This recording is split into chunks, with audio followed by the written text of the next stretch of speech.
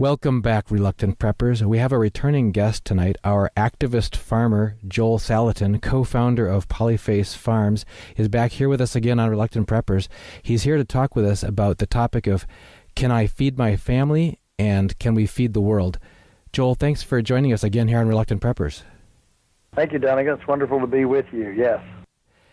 Now, you've got a talk that you give based on work that you've done there at Polyface Farms, which is not only does research and heritage sort of reclaiming some of the lost art of growing food and communing with nature, but you also are a teaching facility. You have a wide range of interns and lecture series and books and everything that you do to spread the word and educate people. One of your topics is, can we feed the world? And when I was reading about that, it brought me back to a couple of episodes from my life. One was in our mega grocery store that we used to frequent when we lived in Minnesota. I was in the organic section, as I always started out, picking out organic vegetables, and the produce manager was there putting things in that section, and on his way back to what they call the conventional, which I really think they should label the experimental section. And he said, I was complaining about, you have this particular whatever it was not in this week. He says, no, it's hard to keep that stuff in. It goes bad so quickly. Nobody buys it. He says, between you and me, if it was all organic farming, the world would starve. We would all starve. He said, they can't produce. Look at these. And he showed me some smaller produce or whatever. He says, compared to what we got over there, we can get it for less money, and they can put more, and they can get more to feed the world.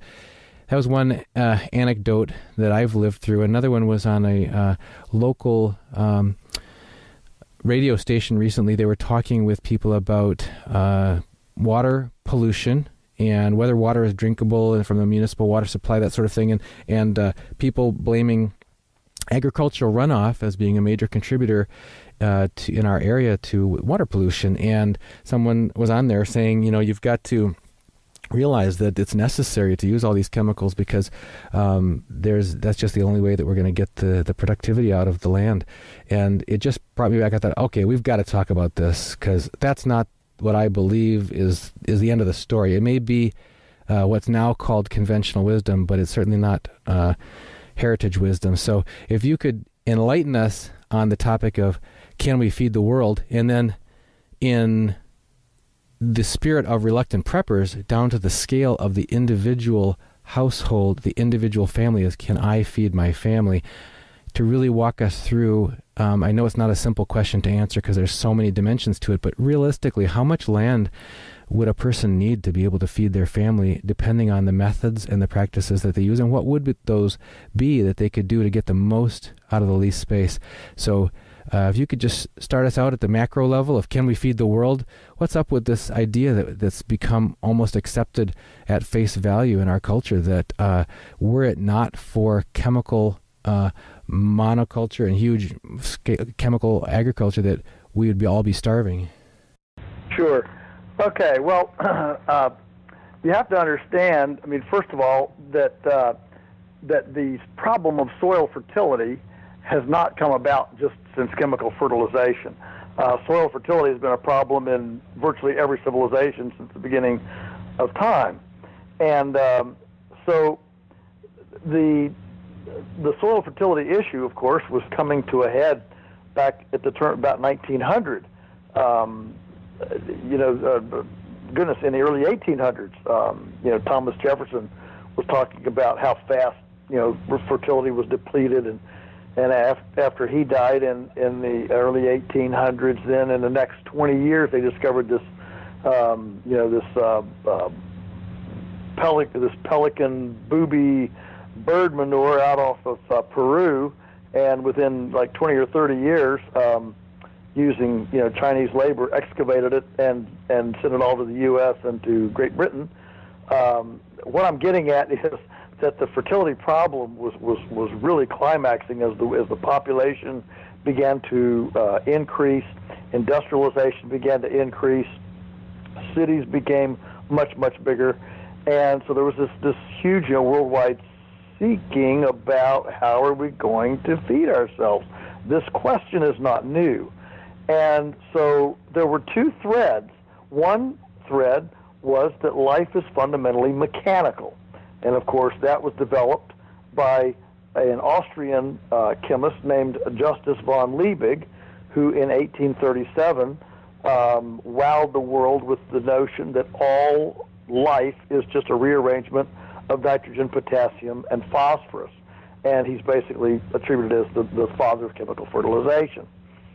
And of course, that went on then to the Faber-Bosch process and the Green Revolution and the Norman Borlaug and all the folks that moved the chemicals forward, including the fact that after World War II we had these huge stockpiles of NP and K, nitrogen, potassium, and phosphorus, which of course are the basis of ammunition. So once the World War II was over, we had these massive stockpiles of explosives, of raw materials for explosives, and didn't need it. And that, of course, was primarily NP and K, and so that, of course, went on. That was very cheap, very simple to apply, and went on America's farmland.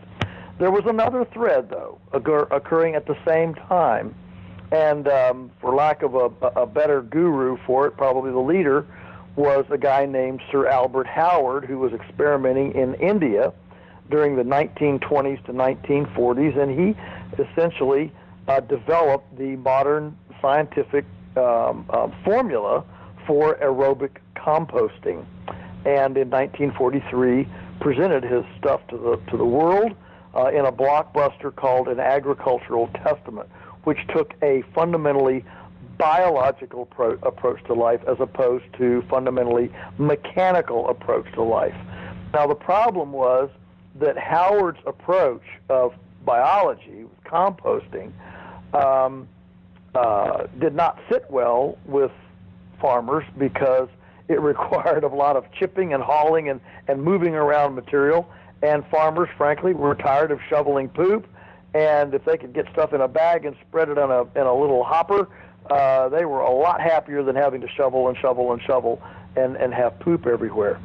And so the infrastructure necessary to capitalize on Howard's biological approach to life did not really exist until the mid-50s and late 50s, when we started getting dependable tractors with front-end loaders, black plastic pipe to be able to haul water uphill and to water things, chippers and shredders and rural electrification, all of these things, cheap concrete to make pads to do static piles on. These were all things that developed, but mainly it was the chippers, the shredders, and cheap front end loaders that took the labor, the human labor out of the equation. And so what happened was, with the influx of cheap NP and K from chemicals from the war effort, the development of those, the bagging of those, the distribution of those, the marketing of those, the laboratory, the mining of those, that all essentially got paid for in the war effort, and so you had basically a salvage operation here with the early chemical fertilizer industry as it exploded post-World War II. The other side, of course, lagged behind because we didn't have the infrastructure to develop it. Now, what's interesting is that today, the biological approach from the human, microbiome project to the most sophisticated soil analysis from a biological standpoint, whether it's mineral, living materials, foliar nutrients sprayed on with calypso music and magnetized for the stomata to open their mouths while you're on the leaves and suck it up better. All those things have developed now to where, I'll say, our side is running circles, literally running circles around the chemical approach. But during that lag period, the chemical approach, it populated our colleges, it created a very large business, and dominated Wall Street, dominated media, dominated advertising. It became the de facto orthodoxy of the culture. And so what happens is that when innovation finally overtakes the dominant orthodoxy in a culture, that dominant orthodoxy doesn't go away softly into the night. And in fact, many people truly do believe that orthodoxy is still the right approach. Here's the truth. The truth is that if we had had a Manhattan Project for compost, not only would we have fed the world, we would have done so without three-legged salamanders, infertile frogs, and a dead zone the size of New Jersey in the Gulf of Mexico. That's the truth. That's the thing that you have to remember. Number two, the global, globally, we have never in the history of humankind thrown away half of all human edible food. That's what's happening now with our long-distance transportation. Look at the dumpster behind the supermarket. Look at the stuff that gets thrown away, the food that gets thrown away, the baguettes, the breads, whey, spoiled milk, produce that's not the right size or shape or has a blemished apples. I mean, name it. There are the stuff that used to feed people is now literally thrown away. And so the fact is we are now producing enough food to feed almost double the world's population. Right now, there is no food shortage. In fact, we would do well to produce much better food, in smaller quantities. And the final thing I'll just say is that there is a tremendous amount of unutilized land. The U.S. has 36 million acres of lawn. 36 million acres of lawn, and we haven't even gotten to the golf courses yet. It has 36 million acres housing and feeding recreational horses. That's 72 million acres. That's enough to feed the entire country without a single farm or ranch. The point is that integrated food systems are far more productive, and they have less spoilage due to a shorter chain of custody from plant or from field to plate. And when you start integrating these systems, you see way more production, and you see way less spoilage. So if we actually looked at the production capabilities, even a novice gardener with a diversified backyard garden is far more productive per square yard than the most sophisticated monospeciated industrial farm. That's the truth, and all the other insinuations, innuendos, and whatever are simply false.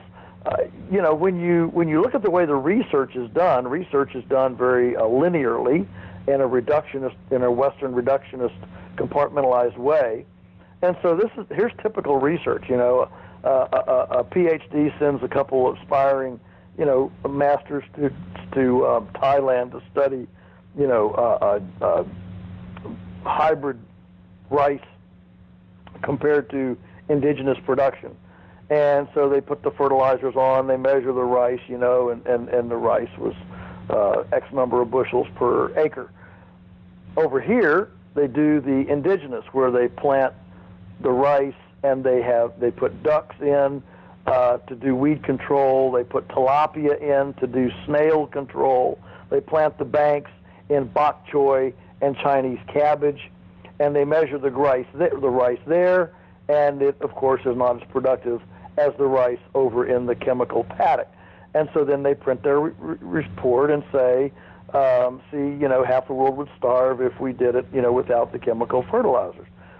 The problem is they're not measuring the Chinese cabbage, bok choy, tilapia, or ducks because they're there to measure rice.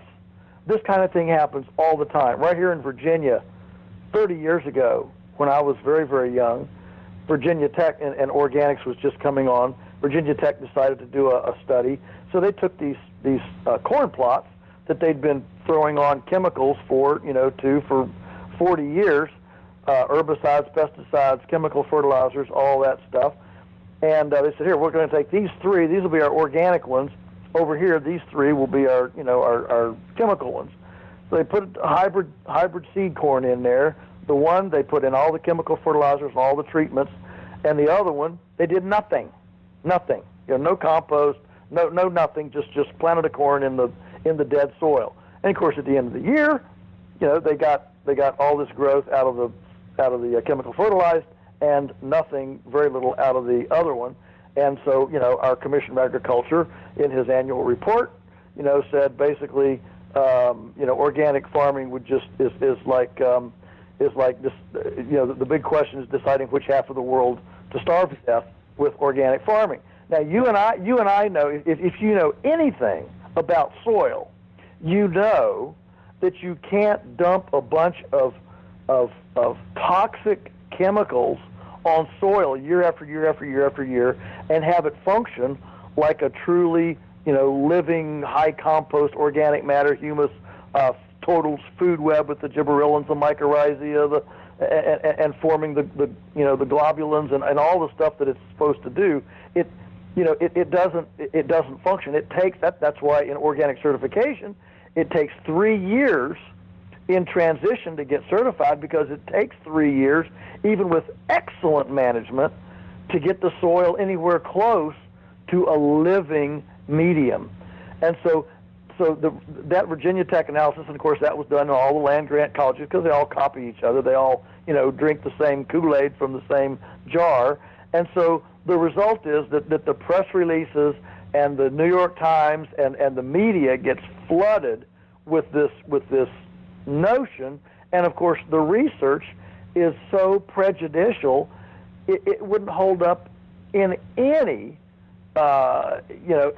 true, scientific inquiry. But this is the science out of the land-grant university. And that's why, I make everybody mad when I say science is not subjective. It's not objective. This is the science coming out of our laboratories. And it's an incredibly subjective, prejudicial, agenda-driven science that our tax money is paying for. So this continues to jaundice and feed the storyline that that chemicals are necessary. The truth is that when you measure the production today with good state-of-the-art, biologically driven production models, we run circles around the chemicals. That is absolutely the truth, and the data is coming more, every single day. So that's at the macro scale, and it's a message of hope, really, because the number of people, it's. I just sort of sit back and watch as a casual observer. I've trained as an engineer and as a scientist, and to see over the decades of my life a apparently never-ending increase in the incidence of asthma, allergies, food intolerances, food allergies, inflammatory bowel disease, on and on, all the way to breast cancer, childhood diseases, different things and nobody's stopping and just saying, wait a minute. People are racing around for the cure with pink ribbons tied to everything in sight, and nobody's stopping and saying, wait a minute, these are not like infectious diseases. What's going on here? Something changed. As a scientist, the first thing, if you get a different result, you look back at the inputs and say, what changed? Either the raw materials changed or the process changed. Something changed. Yeah, exactly. And, when I was a kid, you never heard the phrase food allergy. When you had a potluck at church, nobody asked about gluten-free or food allergies or intolerance or anything like that. Nobody labeled anything. It didn't even exist. So what's happened is, as we have assaulted the earth with these chemicals, what happens is nature bats last. Nature fights back. You punch me in the nose, I'll punch you in the nose. That's the you reap what you sow. That's the whole principle of reaping and sowing. And so when we reap violence against the ecology is going to give us back violence against ourselves, and that's exactly what's happening. Back to a practical level, if we could turn our attention now for the rest of the Sure. interview about the individual who wants to prepare and provide for his family's well-being of primary concern, and we've interviewed just dozens and dozens of experts on here. Interestingly enough, some of them are world-recognized gurus in, for example, the precious metals markets, gold and silver. And when we ask even them, what's the number one priority list that you would make if you wanted to store up something for unforeseen hard times, they do not start with precious metals at the top of the list. Even the people who are the precious metals bugs, they say, you've got to eat, you've got to drink, you've got to breathe.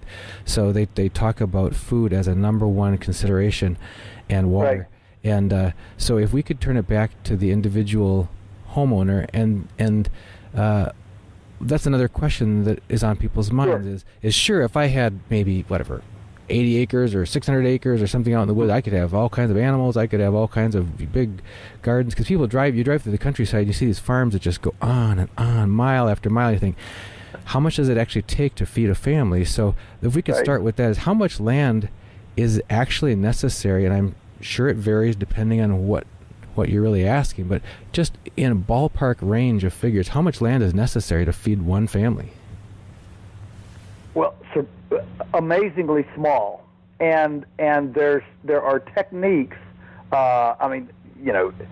Depending on who you talk to, it can be anywhere from 100 square feet to 10 square feet to 200 square feet, but it's incredibly small if you look at a whole approach. And for example, one of the most probably the single most nutritious thing you can do on the least amount of land is sprouts. Like mung bean sprouts, sunflower sprouts. Seeds sprout. And this can be done. There are all sorts of little kits out there, and I've listened to countless presentations on this. They're just fantastic. They're just amazing what you can do in 48 hours with sprouts in a little kit, whatever, 18 inches by 12 inches. Yeah. On your windowsill or sitting on top of the refrigerator. Yeah. When I was in junior high, upper grade school and junior high, my sister really got into this, and she got a sprouting kit, and it was a stackable set of clear polycarbonate trays with slots in them in a ring, and it was about the size of an LP record, and then up and up and up you went, an inch at a time, and you could put in alfalfa or mung beans or any other thing, and it sprouted very quickly with trickle down water methods. Yep. Yeah, and so there is something that can literally feed 30 to 40% of your nutritional needs in living food. This is not microwaved with the germ taken out of it and all that, and enriched with synthetic vitamin A or D. This is the real deal, and it can be done in an extremely small space. All right, so there is a place to start. Secondly, there are all sorts of really high-tech stackable systems. Like right now outside of our sales building, we have a 55-gallon plastic drum that a guy in North Carolina makes. He sells these that have 50 holes around pockets. He melts the plastic and pooches it out and makes these little pockets. You fill the thing with dirt and you layer dirt and compost in there, and it has a central tube. You pack compost in that, and it has a drain hole in the bottom. You pour water in the compost, it wicks out into the edges, grows the plants in all these pockets. So we have it full of herbs and tomatoes. So you can have all the herbs that you could ever want, and tomatoes out the top. It's just prolific. You can grow cabbages, you can grow all this stuff in this. It's a 55-gallon drum, and you can put it on your porch. It's it's no more footprint than a chair, okay? And you put your bucket in the bottom where it drains, and when the bucket fills up with water drainage, you just put it back in the compost at the top, and every day or two, you just empty the bucket back in the top, set it down the bottom, and over 24 hours the water drips into that, and the stuff is growing gorgeously. The plants grow up, it's amazing. So a typical thing that people grow in these things, of course, is strawberries. And I mean, one barrel like this, you could grow gallons and gallons of strawberries. So there are a lot of these stackable PVC pocketed columnar systems now. Now, I am not a big fan of soilless systems, aeroponics, hydroponics.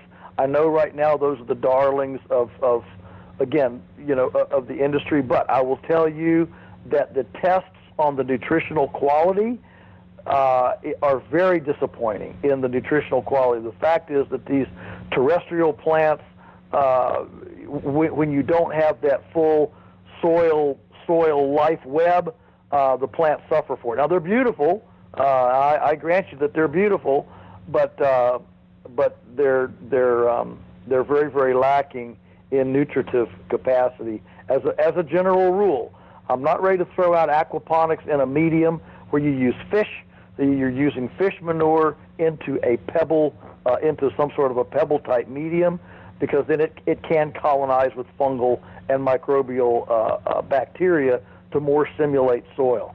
So I'm not throwing out everything, but I am suggesting that my druthers is toward some sort of a soil-based system. So we have these stackable things. I read a report about a guy in, I think it was Kenya, who went down and found a bunch of used 24-inch culverts, and he whacked them in 12-foot pieces, sat them on end, packed them full of compost, took a torch, before he put a compost in, he took a torch and pocked a bunch of holes, pockets in them, and he was growing, he had an acre of these. He was growing the equivalent of like 12 acres of broccoli on 1 acre in these vertical tubes, these old culverts.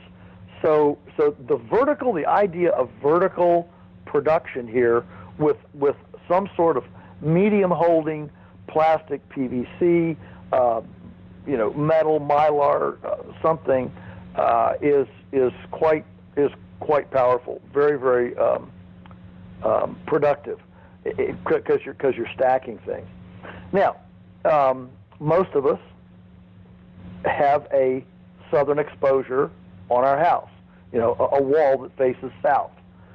Now, we have an old 1790 built house. This is an old American chestnut log cabin that we live in, and we have a state-of-the-art, solarium, cedar-built solarium on the south side, and we've grown cold hardy stuff, lettuces, mesclun mix, salad greens, things like that, all the way through the winter, no additional heat. These things are made really nice now, a lot of heat. We have stones down there for thermal mass recharge, and the plastic is a real insulative, a tubular type material, and it's really, really slick. And so every single house can have one of these solariums on it. You open the windows, the passive solar heat comes in the house, helps heat your house, and you're growing plants out here in the solarium. And most people could bear a 6 foot who have a house, unless you're in a condominium or townhome, you could bear a 6 foot solarium on the south side of your house, covering up that south wall. In the summer, there are things that you can do, like in Havana, Cuba, when Russia pulled out. Of course, they were about to starve to death, and so people there actually developed. And I have seen pictures, but I have not seen this in person, where they actually made like Venetian blinds imagine a great oversized Venetian blind that hung from second-story windows down the south side of your house, like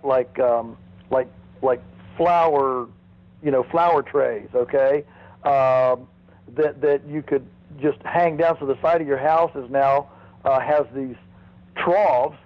You can make them out of PVC. Cut the top, cut a third of it out, fill it with compost and soil. You can make it out of aluminum guttering. You can make it out of discarded pipe. Any number of things. Make it out of wood if you have extra wood lying around. The point is, you can make these, these troughs, and hang them down the side of your house. Guess what happens? All those plants on the side of your house, they're transpiring, evaporating, moisture, and that cools your house down. Now you don't have to run your air conditioner anymore because the hot side of your house is all cooled with this vegetation. It's like being under a shade tree all day. So these are all really low-tech, do-it-yourself techniques that can be done.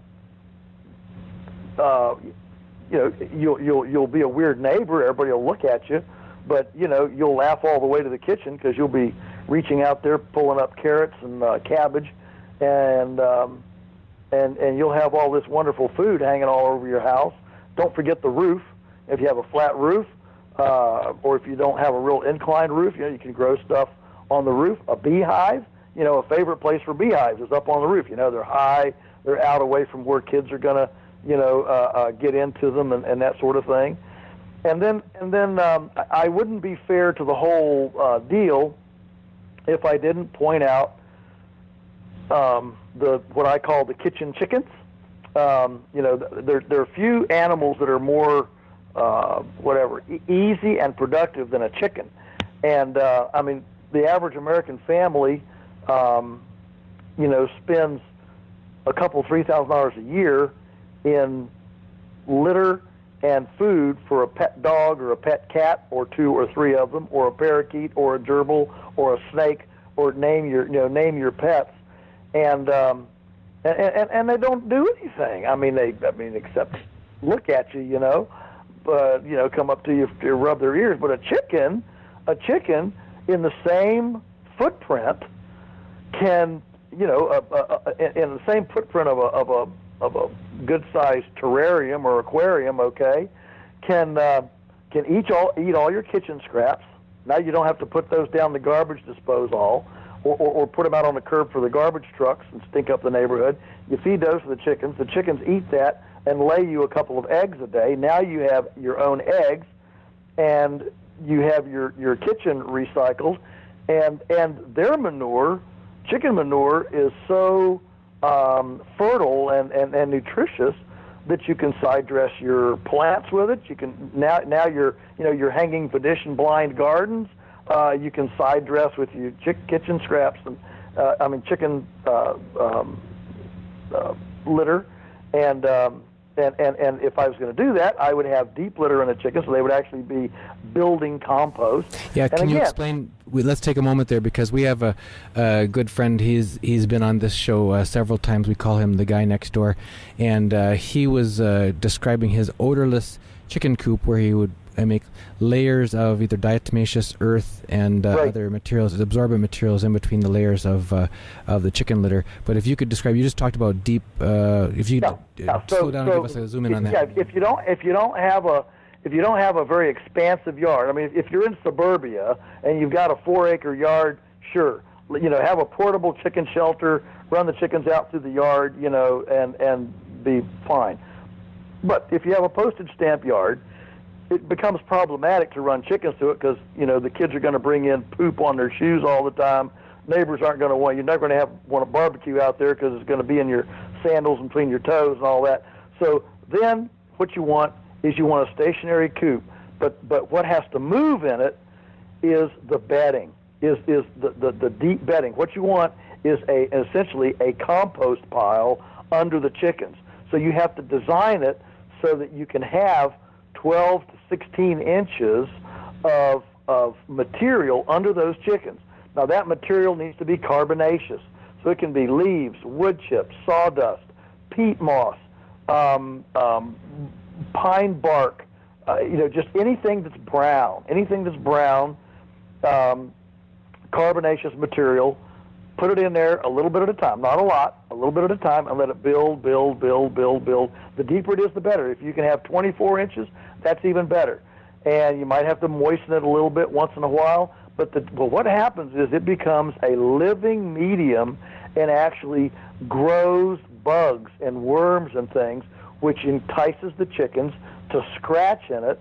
And as the chickens scratch in it, they aerate it. The aeration stimulates the decomposition. The decomposition stimulates the bugs, and it's a wonderful regenerating, fertility-creating medium, and it doesn't smell a lick. If it smells, then you either don't have enough carbon, or the material is capping on top. Maybe you're using straw or hay, which the chickens can't move around, and it's getting slick, poopy on top. All right, that's not what you want. What you want is a friable material that's loose enough that the chickens can stir it, get down and dust bathe in it, flop it all over their feathers. They can almost, when you look at it, they're almost swimming in it. That's what you're looking for, because if they're swimming in that medium, that means it's highly oxygenated and it's doing what it's supposed to do.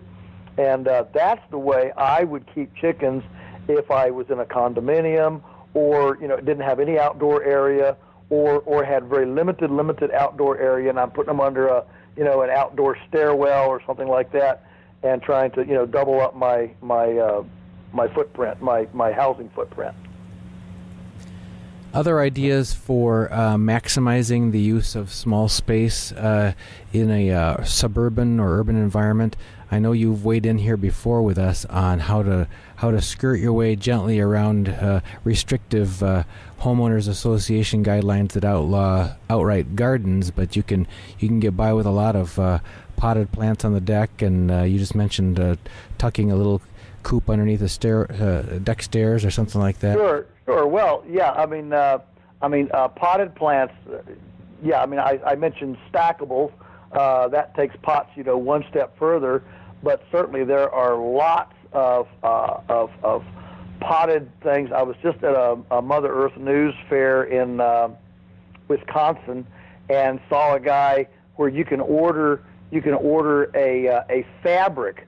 It's pretty amazing. It's like soft-sided luggage, and you can make garden beds that you fill up. And what he does, if you're familiar with hugelkultur, hugelkultur is an Austrian, a German kind of thing where you put in a bunch of woody material in the bottom, and then just a very small covering of dirt and compost on top, and the plant roots go down in this rotting, highly fungal, wet, spongy, woody medium in the bottom, and just grow, twice as fast as any place else, and it's sub-irrigated, so the roots never get damp because the woody material sponges up so much water.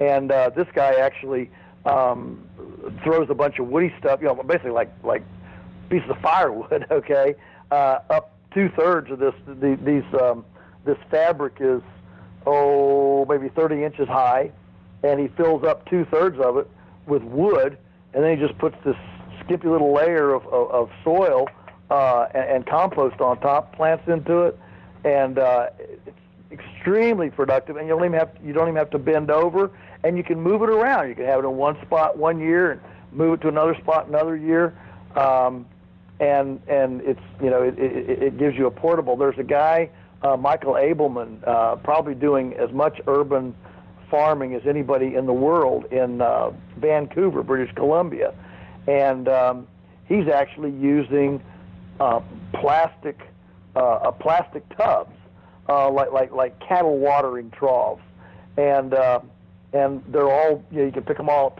with a forks on a front end loader, real easy.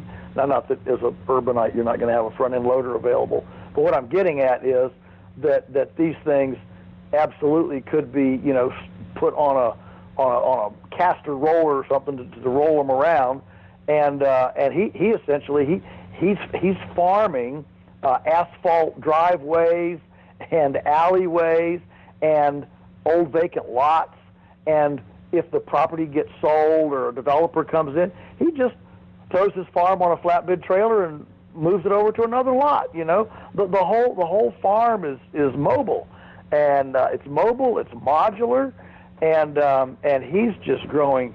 I mean, he's supplying acres of stuff, supplying restaurants and creating all these jobs in these poor, drug infested parts of town, which typically have vacant lots and a lot of kind of crumpled down infrastructure. I mean, this is exactly where he's going, and all these these drug addicts are getting off of drugs because they're coming, they're getting good food, they're working, they've got something meaningful to do, get a good paying job, and it's just it's incredibly healing on so many levels to these communities. So what can be done in an urban sector is quite amazing. Now, I wouldn't be fair to the topic if I didn't make a point for one thing, and I haven't, of course, talked about beef and pork and dairy and things like that. That gets a little bit problematic in the city, and so I have to make a play here for, along with all of what you're doing in your own house. One of the other best things that you can do is to go create relationships with farmers who aren't dependent on all the chemicals and who are indeed building soil and nutritious production that will survive even if Wall Street collapses or whatever. Look, the farm that's selling locally, that's using on-site carbon for fertility, not chemical fertilizer imported from Saudi Arabia, that has a local centric theme to its operation, and building soil and multi-speciating, that farm is running more on real-time solar energy and real-time innovation than the neighbor that's selling to Cargill or Tyson or Archer Daniels Midland and exporting stuff across the globe. And so one of the best things that you can do is build an alliance and a relationship. We hear "know your farmer, know your food." We've said it so much it has become trite, but maybe the thing to do to change it would be know your farmer, know your future. That's a good one, yeah. I just came up with that. I hadn't even thought of that till just now. But know your farmer, know your future. If you know your farmer and you have a relationship, I mean, I can tell you that the 6,000 families that depend on us for their food, if things went south, they're going to be the ones that eat, because the supermarket shelves are going to be cleaned out in 3 days. You know that, and all it takes is a glitch in the in the distribution system to stop the ships and stop the transportation. And so the more resiliency a farm builds into its models, the more resilient it'll be able to withstand shocks and aberrations in the system. And if you know 2, 3, 4, 5 of these farmers, you are going to be much better situated to beg, borrow, credit, barter food in the future than somebody who has not done any preparation at laying a foundation of relationships. And so preparing I guess on this program we could say prepping. Prepping those relationships is one of the best things that you can do. So you actually build a tribe, a local tribe, a local community, a fraternity, if you will, that has a lot of resilience to it. Well, that's good food for thought, Joel. You've really covered the gamut of a lot of options, and you've probably whetted the appetite for a lot of people who want to find out more in those areas. You've scratched the surface. You've tilled the soil of interest there, so that people will probably want to dive in and see if some of those seeds that you've planted are going to bear fruit in their lives. So, sure, that's a really wide range of things that we absolutely were not taught. I'm just thinking about home economics class at junior high. It's like, oh my gosh. It's like with just a little turn of orientation, this could be so much more of this wisdom could be shared. And you're here doing it with us on Reluctant Preppers. We're eternally grateful that you always come back and with your wit and wisdom just open our eyes to things that people are need to be aware of. And it doesn't have to break the bank. It can be done on a low budget. It doesn't have to take huge tracts of land. It can be done in a small space. It just takes a little bit of open-mindedness and willingness to learn and network and learn from some people who can tell you. There was a inspirational speaker who a large corporation that I used to work for sent us to these training classes to talk about innovation and how to learn to be able to achieve 5, 10, 100 times more than you normally could by getting past your blind spots. And he says when he wants to start something big, he surrounds himself with people who believe things can happen. He says, why would I want to have a bunch of consultants come in who can tell me why things can't be done? I can think of those answers myself. Yeah, that's exactly right. So you're here time and again telling us what can be done and what is possible. We're delighted for that. If people want to really dig in more and find out more of the education and resources that you provide, and there are many of them, where can they find you, Joel? Well, the easiest way is our website, Polyface Farms. That's Polyface, polyfacefarms.com. And we have all sorts of things on there, including my speaking schedule. If you want to catch me somewhere where I'm speaking, that's on there as well. And love to meet any reluctant preppers. Always my kind of people. And now you got some specific events. Once a month or something, you've got some kind of like a something Saturday. I can't remember what it was called. Yeah, it's called Free Range Saturday. Yeah. And what we're trying to do there is kind of recreate the medieval craft, town craft block exchange. Mm-hmm. And so we've had, 20-some local artisans that do everything from fiber craft to art, to food, to cheese, to fermentation, preservation, woodworking. I mean, a guy makes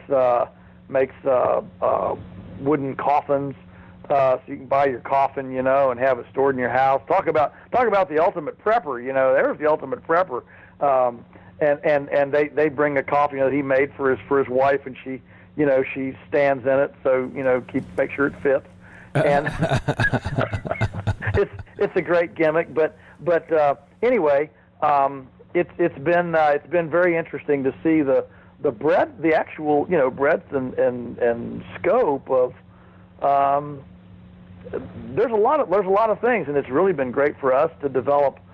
Again, alliances and relationships with all these people that can make stuff, fix stuff, build stuff. Those are, if you can make something, grow something, or fix something, those are the three key elements for resiliency, in my opinion. Grow it, fix it, or make it. That's pretty cool. I know we grew up doing all three of those. Yeah, that's right. Well, people used to do that because they couldn't afford anything else, so they had to. It was out of necessity. And now we've segregated and bifurcated our lives so much that we know more and more about less and less. Well, it's a multi-pronged battle that we're losing, because at the same time that the skills are being lost through lack of being handed down and learning at the shoulder of a father or a mother, you also have products and methods that are where you're being designed right out of it. People will just open the hood of a car and look in there and shake their heads and go, I don't know what to do anymore. And the same thing goes with just about anything. So it's no user serviceable parts inside is a sticker on most of the things you buy. So So what at the end of the day, when if and when things get dicey, what you want are systems that depend on and actually value people as opposed to just machinery. Now, what's interesting is that our entire tax system in the country favors machinery over people, because you can expense machinery, you can depreciate machinery, you can, it actually rewards you for mistreating machinery for replacement. But if you hire a person instead of a machine, suddenly you have OSHA, you've got FICA, you've got withholding, minimum wage, you've got all of these mounds of paperwork and things, and you certainly don't get to depreciate a person or do anything, and so our entire tax structure is prejudiced against people and toward machines, and that's the most vulnerable kind of economy you can create, is one where you throw the people away and depend on machinery. That's a very wise observation. Thanks, Joel, for being with us here, and we'd love to have you back again on Reluctant Preppers. Thank you. Is the end of the story. It may be what's now called conventional wisdom, but it's certainly not heritage wisdom. So if you could enlighten us on the topic of can we feed the world, and then in the spirit of Reluctant Preppers, down to the scale of the individual household, the individual family, is can I feed my family, to really walk us through. I know it's not a simple question to answer because there's so many dimensions to it, but realistically, how much land would a person need to be able to feed their family, depending on the methods and the practices that they use, and what would those be that they could do to get the most out of the least space? So if you could just start us out at the macro level of can we feed the world, what's up with this idea that's become almost accepted at face value in our culture, that were it not for chemical monoculture and huge chemical agriculture, that we would all be starving? Sure. Okay, well, you have to understand, first of all, that the problem of soil fertility has not come about just since chemical fertilization. Soil fertility has been a problem in virtually every civilization since the beginning of time. And so the soil fertility issue, of course, was coming to a head back at the turn about 1900. Goodness, in the early 1800s, Thomas Jefferson was talking about how fast, fertility was depleted, and after he died in the early 1800s, then in the next 20 years, they discovered this, pelican booby bird manure out off of Peru, and within like 20 or 30 years, using Chinese labor, excavated it and sent it all to the U.S. and to Great Britain. What I'm getting at is that the fertility problem was really climaxing as the population began to increase, industrialization began to increase, cities became much bigger, and so there was this huge worldwide seeking about how are we going to feed ourselves. This question is not new. And so there were two threads. One thread. Welcome back, Reluctant Preppers. We have a returning guest tonight, our activist farmer, Joel Salatin, co-founder of Polyface Farms, is back here with us again on Reluctant Preppers. He's here to talk with us about the topic of, can I feed my family, and can we feed the world? Joel, thanks for joining us again here on Reluctant Preppers. Thank you, Donegan. It's wonderful to be with you. Yes. Now, you've got a talk that you give based on work that you've done there at Polyface Farms, which is not only does research and heritage sort of reclaiming some of the lost art of growing food and communing with nature, but you also are a teaching facility. You have a wide range of interns and lecture series and books and everything that you do to spread the word and educate people. One of your topics is, can we feed the world? And when I was reading about that, it brought me back to a couple of episodes from my life. One was in our mega grocery store that we used to frequent when we lived in Minnesota. I was in the organic section, as I always started out, picking out organic vegetables, and the produce manager was there putting things in that section. Was that life is fundamentally mechanical.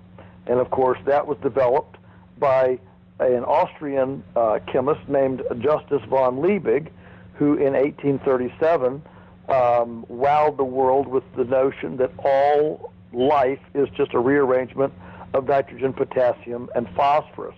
And he's basically attributed as the father of chemical fertilization.